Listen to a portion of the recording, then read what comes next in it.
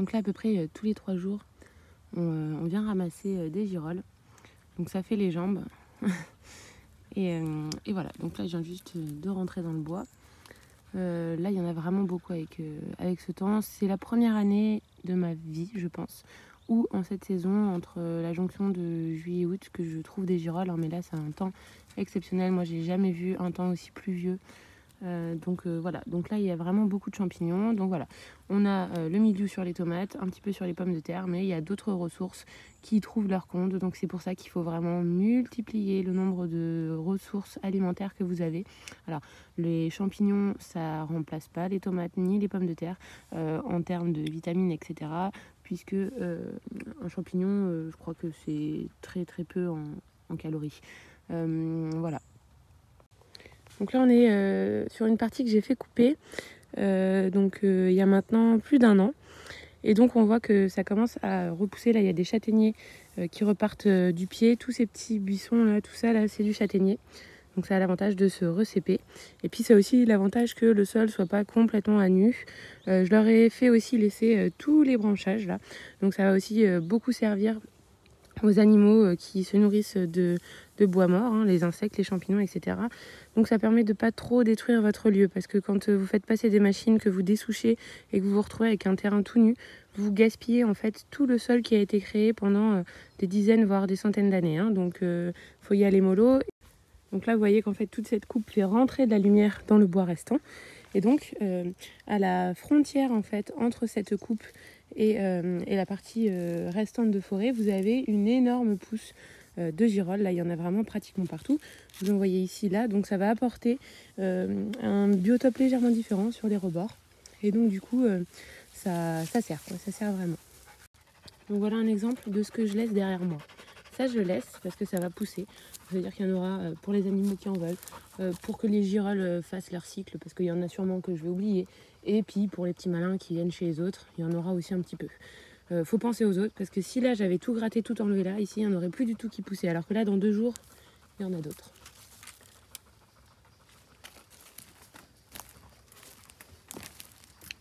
Là c'est vraiment intéressant parce qu'on n'a pas beaucoup à marcher pour en trouver d'autres. Hein. Vous voyez que là, ce coup-ci on est vraiment sur une grosse pousse un peu partout. Hein. Même à des endroits où j'en trouvais pas souvent. Là et là. Là, je sais pas si vous vous rendez compte, mais il y a de la pente. Hein. Donc quand je vous dis que faire les bois chez nous, c'est sportif, je vous assure que c'est pas du mytho. Faut être bien chaussé pour pas glisser. Donc là, je vais descendre tout en bas là-bas. Vite fait, voir ce qu'il y a. Et après, je remonte. L'avantage d'avoir un chien qui est pas fuyard et qui obéit, c'est que là, quand je ramasse les champignons, donc je l'amène avec moi. Déjà, elle me protège au cas où il y a des intrus. Elle me prévient aussi, parce qu'elle les voit, elle les sent et tout de très loin. Alors que moi, quand je suis dans mon délire, je les vois pas forcément. Donc elle prévient, ça je me sens en sécurité. Parce que là, par exemple, Abdel, il est parti à la déchetterie, amener des cartons et des choses voilà, qu'on n'avait pas utilisées. Et du coup, moi, pendant ce temps-là, je fais les champignons, donc j'avance, quoi. Et je peux y aller toute seule. Parce que là, vraiment, en ce moment, il y a beaucoup de gens qui se permettent de venir. Et souvent des hommes en plus, donc c'est vrai que j'aime pas trop être toute seule sans la chienne, donc je pars toujours avec la chienne. Et donc voilà, l'avantage c'est que j'ai pas besoin d'une laisse, j'ai pas besoin de m'en occuper, elle fait sa vie et elle revient toujours à moi en fait, elle part jamais très très loin. Là vous voyez, elle est en train de farfouiller là-bas. Quand elle est fatiguée, elle vient, elle se pose à côté de moi, mais j'ai pas à m'en soucier. Donc j'ai aussi pas besoin de prendre du temps pour la balader. Ça c'est sa balade, en libre en plus, donc elle est encore plus contente. Donc voilà. Ah là je viens de voir passer un chevreuil, j'ai pas eu le temps de dégainer le téléphone. Allez, viens, elle est partie depuis longtemps, ma nounou, viens vite. Du coup, elle court pas assez vite, bien sûr. Donc là, elle est en train de couiner là-bas, alors qu'il est passé par ici depuis bien longtemps. Allez, nounou, viens. Viens là.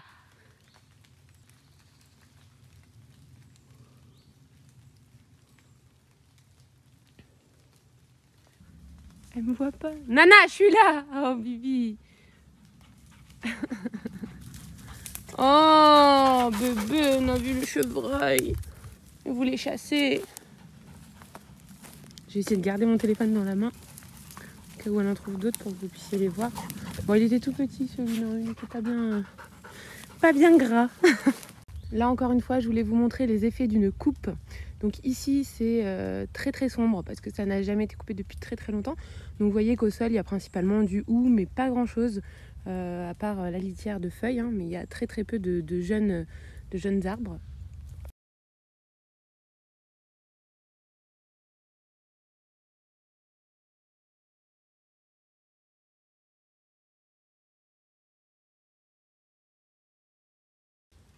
Et donc de ce côté, en fait, donc moi j'ai fait couper juste derrière, là vous voyez qu'il y a une entrée de lumière.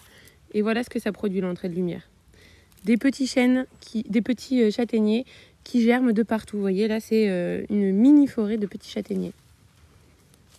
Bon bah ça y est, je crois que c'est traditionnel maintenant. Donc quand tu rentres, ça sera le jet. Non Doudou, mais c'est pas possible. Ouais, c'est ça. Tu ressembles plus à rien là, t'es plus du tout instagrammable ma vieille. Hein. Alors ça je voulais vous montrer, parce que donc ça je vous l'avais déjà montré mais il y a longtemps, donc pour les nouveaux vous allez le voir. Ça en fait c'est un espèce de trône que mon grand-père s'était fabriqué, donc ça a au moins 50 ans quoi, parce que mon grand-père ça fait déjà plus de 20 ans qu'il est décédé. C'était une vieille souche et du coup il a mis une petite planche pour s'asseoir et c'était ici qu'il faisait le guet, parce qu'en fait là c'est une zone à la croisée des chemins, donc c'est une zone de passage aussi d'animaux. Ils passent d'ailleurs toujours là. C'est étonnant de voir à quel point au fil des années, les animaux empruntent pratiquement toujours le passage depuis des décennies. Ça se trouve, c'est peut-être même les mêmes passages qu'il y a 100 ou 200 ans, quoi. Et en plus, ici, on a une vue très dégagée, vu qu'il y a un carrefour entre, vous voyez, 4 chemins. Donc d'ici, ils pouvaient voir ce qui arrivait de là, de partout en fait. Donc c'était un très bon poste de guet. Et j'aime vraiment beaucoup ce fauteuil, parce qu'avec les souches comme ça fait très mystérieux, majestueux. D'ailleurs, il faudrait que j'enlève un petit peu les bouts de bois qui sont tombés. Ça fait un peu le trône de ferme et de la nature.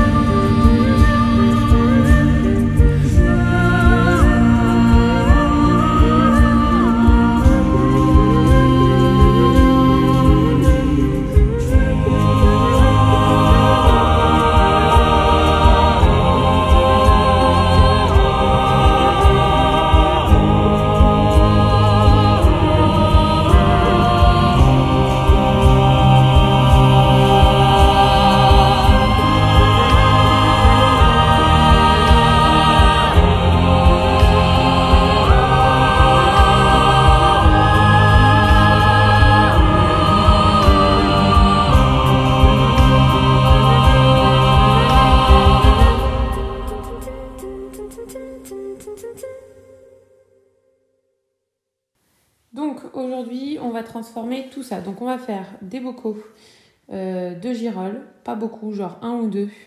Le reste, je vais le sécher au déshydrateur. Ensuite, je vais faire des bocaux d'haricots verts et des bocaux de carottes en rondelles avec des petits pois. Là, on commence à avoir pas mal de récoltes. Donc j'essaye vraiment de les manger au fur et à mesure parce qu'il n'y a pas mieux que frais pour les vitamines, etc. Mais on a quand même quelques petits excédents qu'on n'arrive pas à écouler. Donc pour l'instant, je les mets ici. Et quand c'est rempli, je fais des conserves. Donc là, il en manque 3 et ensuite je vais faire des conserves de sorte de ratatouille mais sans les aubergines, on n'aime pas. Hein, donc il y aura poivrons, courgettes, tomates, oignons. Donc les tomates sont là, hein, c'est celles que je vous ai montrées dans le dernier vlog qui étaient vertes. Au bout de 2 jours, vous voyez qu'elles commencent déjà à rougir. Donc il y en a des très belles. Celle-ci, c'est une variété que je trouve vraiment délicieuse à manger comme ça. Donc celle-là, on la mangera vraiment en fraîche. Par contre, toutes les petites comme ça, c'est des choses que j'aime un petit peu moins manger. Je trouve qu'elles sont moins bonnes. Donc les petites, on les mettra dans la sauce. Donc là, en fait, il y a celle-ci et celle-là qu'on mangera en salade. Toutes les autres, on fera une grosse. Là, je suis en train de finir la déshydratation des 2 kg de girolles. Donc là, il y a plus d'1 kg là-dedans, regardez-moi la place que ça prend, ça devient minuscule. Là-dedans, on va pouvoir mettre 2 kg de girolles fraîches, ce qui correspond à vraiment pas beaucoup en poids sec. Hein. Genre là, je sais pas s'il y a peut-être 200 grammes, c'est bien tout. Hein. Bon, donc là, on va se faire un petit coup de transformation parce que y en a beaucoup et il y en a beaucoup qu'on ne peut pas épuiser, on va dire. Donc, on va faire une espèce de grosse ratatouille avec tomates, courgettes, poivrons. Je vais essayer de tresser les premiers piments pour les mettre au soleil qui sèchent un petit peu aujourd'hui parce qu'après ils annoncent de la pluie. Ensuite, ils sécheront à l'intérieur. On va faire des bocaux d'haricots verts, des bocaux carottes en rondelles, petits pois. Ah oui, et dans la ratatouille, je mettrai aussi ces petits oignons nouveaux parce qu'avec l'humidité, ils commencent, vous voyez, à vraiment pas apprécier.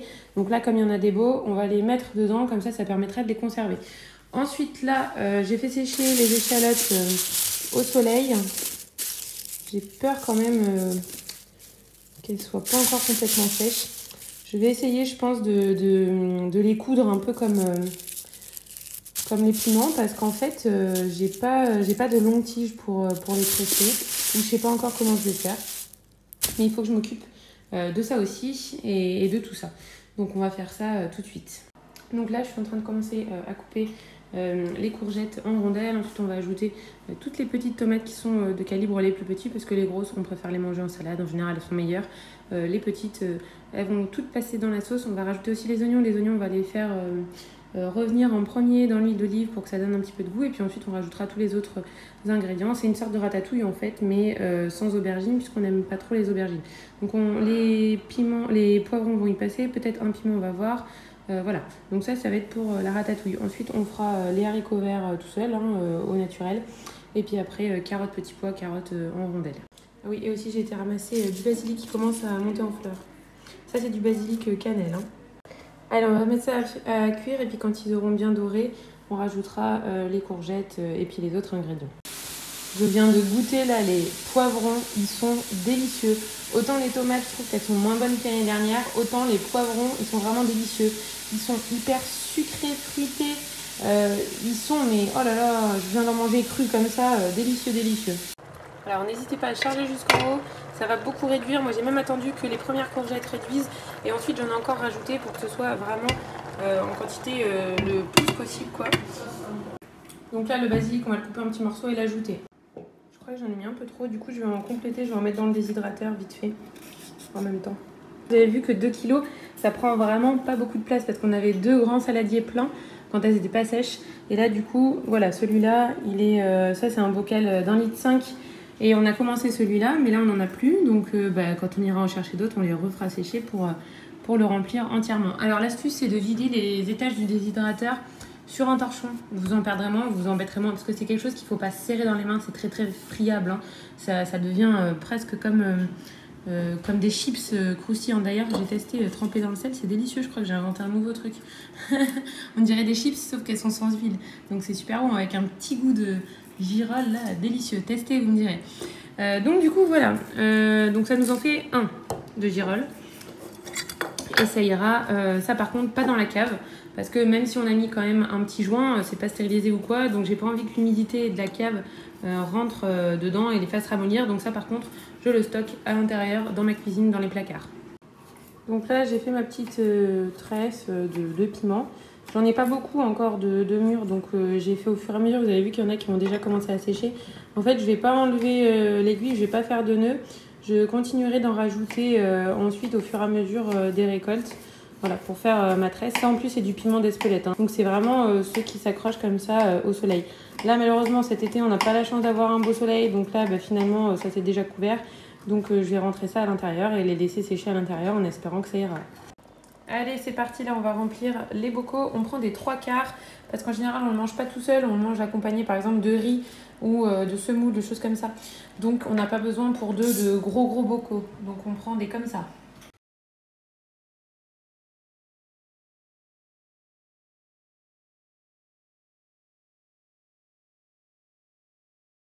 Donc il y a 4 bocaux de petits pois carottes, le basilic que j'avais en trop, je l'ai fait sécher et je l'ai mis là-dedans.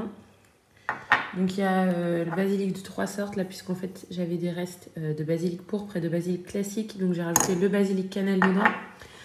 Ensuite, on a 3 bocaux d'haricots verts et on a 5 bocaux. Et on a 5 bocaux de légumes du soleil. Voilà, donc ça c'est le mélange oignons, poivrons, courgettes et tomates. Voilà. Voilà, donc ça c'est la production d'hier. Ça nous fera quand même plusieurs repas pour l'hiver. Ce genre de bocaux d'haricots pour 2 personnes nous fait en général 2 repas pour 2. Les légumes du soleil, c'est pareil. Soit 1, soit 2, ça dépend de notre appétit. Les plus petits comme ça vont faire plutôt un repas. Les plus grands comme ça vont faire plutôt 2 repas. Et petit pois carottes, pareil, parce qu'on ne le mange pas tout seul. En général, on l'accompagne d'autres choses, de pommes de terre, de choses comme ça. Donc voilà. C'est un petit pan. Je suis chez mon grand-père. Il est trop mignon. Ça, c'est un pan albinos.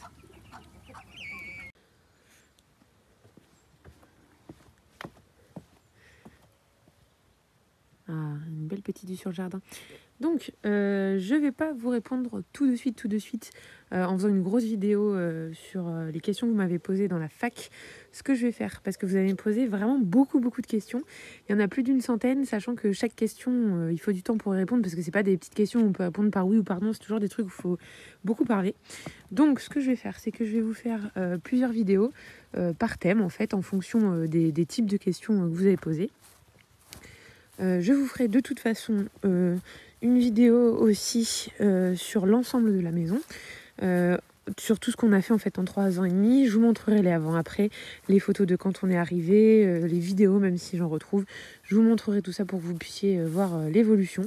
Donc ça va me demander du temps, surtout que j'aimerais qu'il fasse beau pour que ça fasse quand même de belles vidéos, de belles images, pour que je puisse en garder un bon souvenir, parce que ça sera aussi l'occasion pour nous d'avoir une vidéo avant-après assez sympa. Donc je vous ferai ça bientôt, dès qu'il fera beau. Là ils annoncent encore une semaine de pluie, mais après j'ai vu qu'il y a du soleil, donc peut-être que la semaine prochaine je pourrai tourner, et puis on regardera tout ça. Ça sera l'occasion aussi de vous faire des vidéos de tout en haut, des chambres tout en haut, parce qu'on voit, alors c'est pas comme si c'était un drone, mais presque, en tout cas vous aurez une vue plongeante sur le jardin.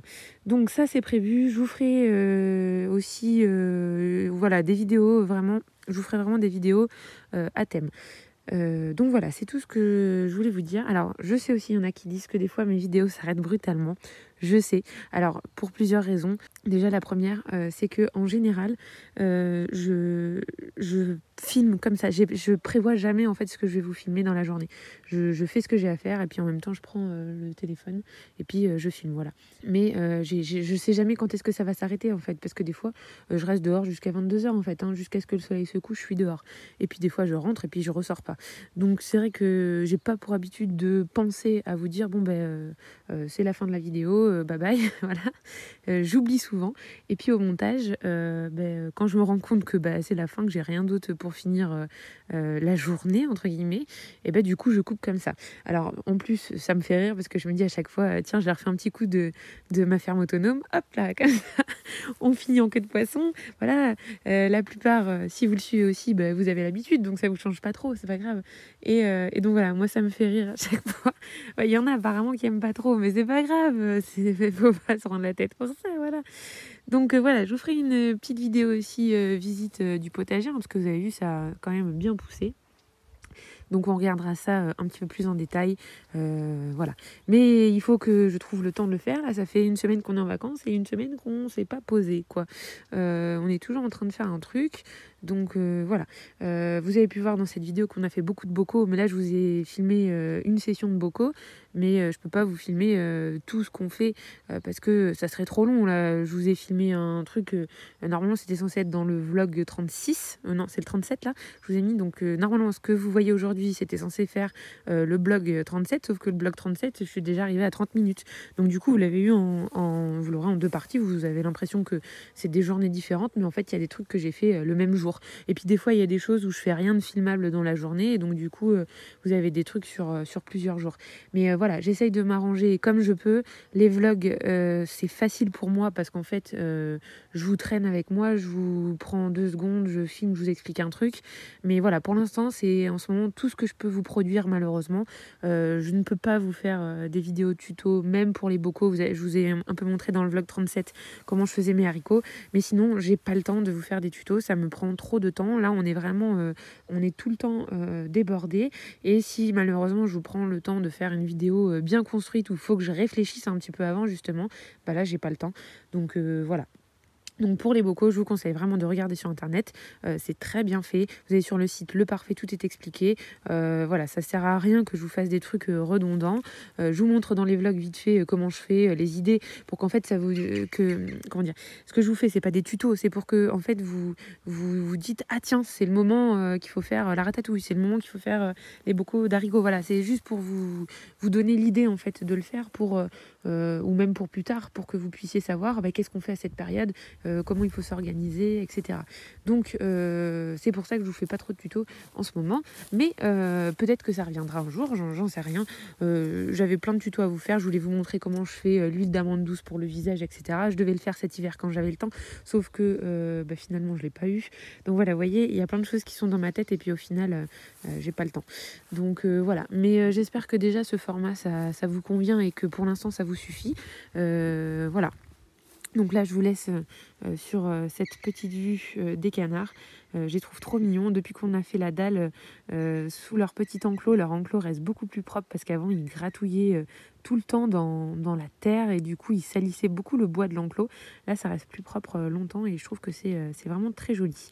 Donc voilà, donc là c'est la fin de la vidéo. Je vais pouvoir vous dire au revoir pour une fois. Je vais rien rajouter d'autre. Je vais rentrer à la maison et je vais monter ce vlog parce qu'il y a plein de séquences. Donc je vais faire ça et je vous retrouve après.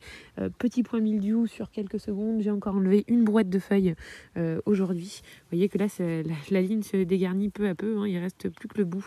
Voilà. Mais sinon, dans la serre, j'ai récolté 3,5 kg aujourd'hui. J'ai regardé, grosso modo, je dois être à 10 kg à peu près, ou 9 kg de tomates sur, ça fait quoi, 2 semaines à peu près que ça donne à peine. Et là, il y en a encore qui se préparent. Vous avez vu, ça, c'est la grosse grappe où il y en avait plein. J'en ai récolté 2 fois, donc 5 kg depuis que je vous ai fait la photo. Donc, il y a 5 kg en moins, et pourtant, il y a encore plein de tomates. Hein. Là, dans 2 jours, je pourrais encore en ramasser 2 ou 3 kg, je pense, parce qu'il y en a pas mal qui commence à rougir, sachant que j'ai récolté tout à l'heure. Vous voyez, il reste quand même quelques tomates. Alors vous les voyez rouges, j'ai l'impression, là, à l'écran, elles ressortent rouges, mais elles ont encore un petit côté jaune en arrière-teinte, hein, donc elles sont pas encore 100% mûres, mais ça se prépare. Hein. Même ici, vous voyez que là, il y en a qui commencent à prendre une teinte, là aussi. Donc voilà, on est sur à peu près 3 kg, 2,5 kg tous les 2-3 jours, pour l'instant. Et encore les piments qui se préparent. Vous voyez, encore une fois, je vous ai dit au revoir, mais 5 minutes après, je trouve un autre truc à vous dire. Au revoir.